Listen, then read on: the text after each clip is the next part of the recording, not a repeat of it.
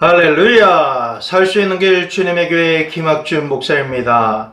하나님의 이름 그 세 번째 시간이 되었습니다. 오늘은 아홉 번째 여호와 칠케느, 의로우신 여호와 하나님, 우리의 의가 되시는 예수 그리스도에 대한 메시지입니다.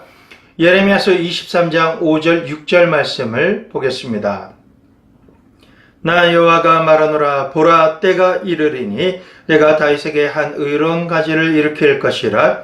그가 왕이 되어 지혜롭게 행사하며 세상에서 공평과 정의를 행할 것이며, 그의 날에 유다는 구원을 얻겠고 이스라엘은 평안히 거할 것이며, 그 이름은 여호와 우리의 의라 일컬음을 받으리라. 여호와 하나님께서 5절에서 의로운 가지를 일으킬 것이고 그가 세상에서 공평과 정의를 행하실 것이다 라고 말씀하고 계십니다. 그리고 6절에는 그 날에 유다는 구원을 얻겠고 이스라엘은 평안히 거할 것이며 그의 이름이 여호와 우리의 공의, 여호와 칠케르라고 일컬으리라 라고 기록하고 있습니다. 바로 예수 그리스도이신 것입니다. 로마서 3장 20절에서 26절을 또 보겠습니다. 그러므로 율법의 행위로 그의 앞에 의롭다 하심을 얻을 육체가 없나니 율법으로는 죄를 깨달음이니라. 이제는 율법 외에 하나님의 한 의가 나타났으니 율법과 선지자들에게 증거를 받은 것이라. 곧 예수 그리스도를 믿음으로 말미암아 모든 믿는 자에게 미치는 하나님의 의인이 차별이 없느니라. 모든 사람이 죄를 범하였음에 하나님의 영광에 이르지 못하더니 그리스도 예수 안에 있는 구속으로 말미암아 하나님의 은혜로 값없이 의롭다 하심을 얻은 자 되었느니라. 이 예수를 하나님의 그의 피로 인하여 믿음으로 말미암는 화목제물로 세우셨으니 이는 하나님께서 길이 참으시는 중에 전에 지은 죄를 간과하심으로 자기의 의로우심을 나타내려 하심이니 곧 이때에 자기의 의로우심을 나타내사 자기도 의로우시며 또한 예수를 믿는 자를 의롭다 하려 하심이니라. 우리가 예수 그리스도를 믿을 때 죄사함 받는 것으로 끝나는 것이 아닙니다. 의롭다 하심을 얻는 자가 되는 것입니다. 하나님은 의로우신 여호와 하나님이십니다. 의가 없이는 아무도 하나님 앞에 나아갈 수 없는 것이죠. 우리를 사랑하시는 하나님께서 누구든지 예수 그리스도를 믿고 십자가 앞에 나와서 예수 그리스도의 이름으로 회개하며 그 악한 죄악의 길에서 돌이켜 의로우신 여호와 하나님께로 돌아오기만 하면 하나님께서 모든 것을 회복시키시고 축복하시는 것입니다. 돌아온 탕자가 기억하는 것이 무엇인지 아십니까? 아버지 집의 종들이 그 풍성함 가운데 있다는 것입니다. 그것은 아버지는 의로우신 분이시다라는 것을 상고한 것이죠. 돌아온 아들에게 아버지가 준비한 새 옷을 입혀주시는데요. 의로운 아버지가 준비하신 옷, 누구도 정죄치 못하게 하는 옷을 입히시고 마을 모든 이들 앞에서 죽었다가 살아난 아들로 인해서 잔치를 벌이시고 기뻐하자라고 하시는 것입니다. 이처럼 주님께 돌아온 모든 죄인에게 의인의 옷을 입히시는 하나님, 모든 사람 앞에서 정죄받아 죽었다가 또 죽어 마땅한 우리를 살아나게 하셔서 잔치의 주인공이 되게 해주시는 우리 하나님, 이 메시지를 들으시는 모든 성도님들 한 분 한 분이 그 주인공이 되실 줄로 믿습니다. 예수님으로 인해 의로움을 날마다 입으시는 놀라운 잔치의 주인공이 되시기를 예수 그리스도의 이름으로 축원합니다. 아멘. 자, 이제 10번째 여호와 메코드시켐이라고 하는 이름을 상고하겠습니다. 이는 거룩하게 하시는 하나님입니다. 여러분, 유대인들이 부르는 찬양 가운데 가도시 가도시 가도시 라고 하는 찬양을 들어보셨을 것입니다. 이 카도시에서 파생된 단어인 것입니다. 거룩하게 하시는 하나님. 예레미야서 11장 44절에서 45절 말씀을 보겠습니다. 나는 여호와 너희 하나님이라. 내가 거룩하니 너희도 몸을 구별하여 거룩하게 하고 땅에 기는 바 기어다니는 것으로 인하여 스스로 더럽히지 말라. 나는 너희의 하나님이 되리고 너희를 애굽 땅에서 인도하여 낸 여호와라. 내가 거룩하니 너희도 거룩할지어다. 우리를 향한 하나님의 관심은 거룩과 의로움입니다. 내가 거룩하니 너희도 거룩할지어다 라고 명하시는 하나님이십니다. 모두 다 거룩하신 영이신 성령 하나님과 예수님만으로 가능한 일이죠.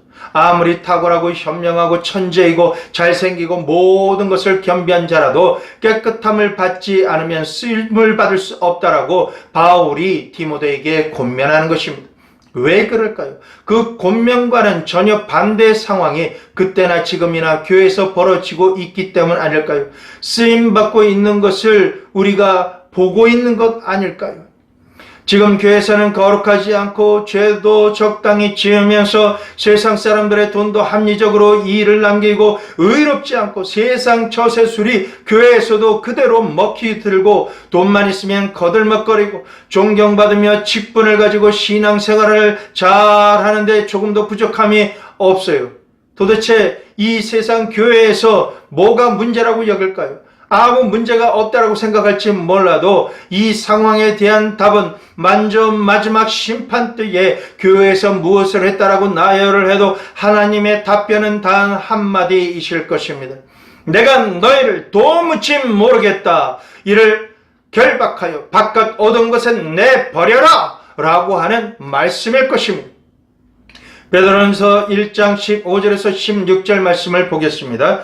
오직 너희를 부르신 거룩한 자처럼 너희도 모든 행실에 거룩한 자가 되라.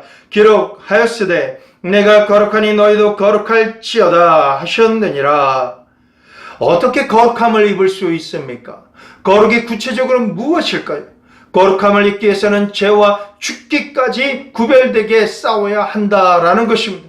죄와 구별된 삶. 여러분, 죄는 나병처럼 감각이 없어지는 것입니다. 마치 양심의 화인을 맞으면 양심이 없어지고 뻔뻔해지는 것과 같은 거죠. 이 나병은 신체 일부가 잘려나가도 자신을 파멸의 길로 몰고 가도 그 중독성과 향상성 때문에 감각이 없는 것입니다. 죄를 회개할 뿐만 아니라 습관적으로, 그리고 아버지 또한 그 위에 할아버지, 그리고 본인 자녀에게까지 어떤 죄에 대해서 죄책감 없이 습관적으로 짓는 죄의 길인 그 죄악을 끊어 버려야 하는 것입니다. 그 무감각한 나병, 저주받은 부정한 병에서 치유되어서 모든 감각이 살아나야 됩니다. 양심이 살아나야 됩니다. 영이 살아나야 됩니다. 나병 환자는 깨끗함을 인정함을 받아야 되듯이 그 병력을 치유받은 자, 죄를 회개한 자는 제사장에게 가서 그 정결함을 인정받고 정결 의식을 행함으로 말미암아 온전한 생활로 돌아갈 수 있다라고 성경은 말씀하고 있습니다. 이 말은 스스로 이만하면 정결하다라고 해서 정결한 것이 아니라 하나님 보시기에 정결함을 받아야 한다라는 말씀인 것입니다. 아무리 죄를 입술로 예수님의 이름으로 회개한다라고 해도 그 죄를 짓는 죄악의 습성을 끊고 하나님께서 원하시는 삶을 살려고 결단하고 노력해야만 하는데 그렇지 않으면 안 된다라는 것입니다. 은혜가 있을 때 회개의 역사로 인해서 거룩해져도 교회와 교회방의 기도의 그 자리에서 한 발자국만 나오면 우리는 죄악으로 가득한 세상에서 자신을 구별하고 또한 정결하게 살아야 하는 부분에 있어서 많은 어려움을 느끼고 있습니다. 우리의 힘으로, 우리의 능력으로 안 되는 것입니다. 오직 여호와의 거룩하신 성령 하나님만으로 가능한 것입니다. 그래서 우리는 범사에 성령 하나님과 동행해야 되고 환영하고 초청해야 되는 것입니다. 자, 이제 11번째로 엘샤다이, 전능하신 하나님입니다. 창세기 17장 1절에서 8절 그리고 15절에서 16절 말씀을 보겠습니다. 아브라함의 99세 때에 여호와께서 아브라함에게 나타나서 그에게 이르시되 나는 전능한 하나님이라. 너는 내 앞에서 행하여 완전하라. 내가 내 언약을 나와 너 사이에 세워 너로 심히 번성케 하리라 하시니 아브라함이 엎드린데 하나님이 또 그에게 일러 가라사대 내가 너와 내 언약을 세우니 너는 열국의 아비가 될지라. 이제 후로는 내 이름을 아브라함이라 하지 아니하고 아브라함이라 하리니 내가 너로 너의 열국의 아비가 되게 하려 함이라. 내가 너로 심히 번성케 하리니 나라들이 내게로 쫓아 일어나며 열왕이 내게로 쫓아나리라. 내가 내 언약을 나와 너와 내 대대 후손의 사이에 세워서 영원한 언약을 삼고 너와 내 후손의 하나님이 되리라. 내가 너와 내 후손에게 너의 우거하는 이 땅 곧 가나안 일경으로 주어 영원한 기업이 되게 하고 나는 그들의 하나님이 되리라. 하나님이 또 아브라함에게 이르시되 내 아내 사레는 이름을 사레라 하지 말고 그 이름을 사라라 하라. 내가 그에게 복을 주어 그로 내게 아들을 낳아주게 하며 내가 그에게 복을 주어 그로 열국의 어미가 되게 하리니 민족의 열왕이 그에게서 나리라. 아멘. 여러분, 엘샤다이는 엘 하나님과 샤다이의 합쳐진 그러한 단어입니다. 히브리의 어근 샤드에서 나온 말이 샤다인데 샤드는 어머니의 젖가슴이나 깊은 계곡에 있는 산을 말하고 있는 것입니다. 샤다이는 또한 가슴을 뜻하는 샤드와 연관이 있다는 뜻이죠. 히브리에서 아이나 아이가 오게 되면 어미에 나의라고 하는 의미를 갖습니다. 그래서 엘샤다이는 하나님은 나의 가슴이다 라고 하는 뜻이 됩니다. 어머니의 가슴은 어떻습니까?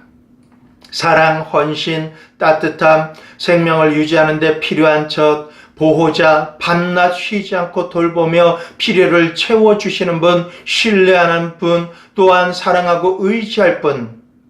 엘샤다이는 의지하며 찾는 자녀에게 모든 필요를 공급하시는 어머니의 가슴과 같은 하나님이십니다. 믿음의 조상이라고 부르는 아브라함이 99세가 되었습니다. 인간적인 관점에서 아브라함의 사정이 우리의 사정과 동일하다라고 한다면 하나님께서 자녀에 대한 언약을 주셨고 99세가 되도록 믿음으로 길을 걸어왔지만 아직도 자식을 얻지 못했다라면, 아직도 응답을 받지 못했다라면 이제는 자신의 몸과 처지를 보면서 믿음도 좋지만 모든 꿈과 약속, 부푼 가슴을 접어야 하는 때인 것입니다. 그러나 아브라함은 그 현실 가운데서도 믿음이 약하여지지 아니하였고 엘샤다이 전능하신 하나님을 믿으며 언약의 말씀을 부여잡은 아브라함을 하나님은 또한 찾아오신 것입니다. 로마서 4장 19절 말씀 봅니다. 그가 100세나 되어 자기 몸에 죽은 것 같음과 사라의 태에 죽은 것 같음을 알고도 믿음이 약하여지지 아니하고. 아브람처럼 우리도 이와 같은 어떤 상황, 어떤 조건에 있다 하더라도 언약의 말씀을 믿는 믿음을 더욱 강하게 하고 살아가는 주인공이 되어야 하는 것입니다. 구약에서 엘샤다이, 전능하신 하나님의 이름이 처음으로 나타나는 장면이 오늘 읽은 본문 말씀입니다. 하나님은 언약의 하나님이실 뿐만 아니라 능히 그 언약을 이루실 수 있는 제한받지 아니하시는 모든 능력의 하나님이시다라고 하는 사실이 엘샤다의 이름으로 계시하고 계신다라는 것입니다. 마가복음 9장 23절 말씀에 예수께서 이르시되 할 수 있거든이 무슨 말이냐 믿는 자에게는 능치 못할 일이 없느니라 하시니 절대 절망이 절대 희망으로 되살아나는 순간입니다. 또한 엘샤다이 전능하신 하나님은 단순히 위대한 초월적인 능력의 하나님만이 아니라 어머니의 가슴처럼 따뜻한 사랑의 가슴으로 세심하게 우리의 사정을 살펴주시며 마음의 소원을 응답하여 이루시는 기적과 능력의 하나님이 되시는 것입니다. 엘사다의 하나님은 아브람과 사라의 절대 좌절을 감찰하시고 육체적으로 소망이 없을 때 다가오셔서 절망과 생물학적 포기의 위기에서 소망과 생명으로 건져내시는 분이셨습니다. 할렐루야! 우리는 그 하나님을 찬양하고 경배할 수밖에 없습니다. 절망의 벽 앞에서 창조적인 능력이 있으신 분으로 소망의 길을 말씀해 주시고 진정 생명을 내어주시는 어머니의 큰 사랑처럼 임하시는 하나님, 엘샤다의 하나님이십니다. 지금 처해 있는 위기가 가정, 질병, 경제, 직장, 부모와 자녀 관계에 어떤 것이 문제가 있으십니까? 내 사정은 아무도 모르고 도와줄 수도 없다라고 생각하고 계십니까? 그러나 99세의 아브라함과 사레에게 찾아오신 하나님께서 무소부지하실 뿐만 아니라 능치 못하심이 없으신 성령 하나님으로 지금도 여러분과 저에게 또한 저희 안에 임마누엘로 찾아오고 계셨습니다. 또한 우리와 세상 끝날까지 함께 하십니다. 오랜 불임을 언약으로 잉태케 하셔서 출산의 기쁨과 축복을 누리게 하실 것을 믿으십시오. 절망의 끝에서 찾아오신 엘샤다이, 전능하신 하나님, 우리의 하나님이십니다. 하나님께서 아브라함에게 요구하시는 것이 있습니다. 첫째, 아브라함의 99세 때에 여호와께서 아브라함에게 나타나셔서 그에게 이르시되 나는 전능한 하나님이라 너는 내 앞에서 행하여 완전하라.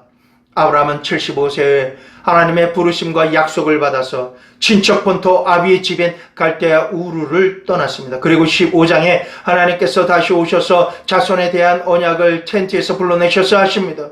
창세기 15장 1절에서 7절의 말씀과 약속은 하늘의 별과 같고 바다의 모래알 같은 능히 셀 수 없을 만큼의 자손을 번성케 하시겠다라고 하시는 약속이셨습니다. 그러나 현실은 99세가 된 아브라함에게는 아직도 직계 자손이 없었고 언약은 이루어지지 않았던 것입니다.